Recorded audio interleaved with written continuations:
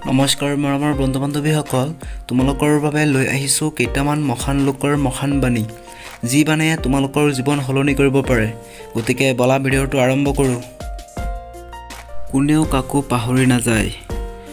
আচল কথাটো হ'ল, প্ৰয়োজন নহ'লে কোনেও কাকো মনত নেপেলায়।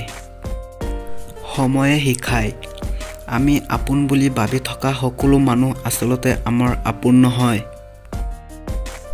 জন্ম লৈছোঁ অকলে, মৰিব লাগিব অকলে, গতিকে জীয়াই থকা দিনকেইটা বিন্দাছ নিজৰ মতে চলিম। বেয়া সময়বোৰকো ধন্যবাদ দিছোঁ, কাৰণ বেলেগ একো নহ'লেও মানুহ চিনি পোৱাত সহায় কৰিছে।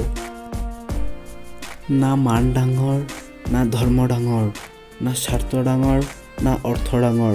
আচল কথাটো হ'ল, বিপদৰ সময়ত যিয়ে আপোনাক কাষত থিয় দিয়ে, এয়াই সকলোতকৈ ডাঙৰ। ভিডিঅ'টো ভাল লাগিলে লাইক, কমেণ্ট, শ্বেয়াৰ কৰিবা আৰু চেনেলটোত ছাবস্ক্ৰাইব কৰি কাষত অহা বেল আইকনটো প্ৰেছ কৰিবা।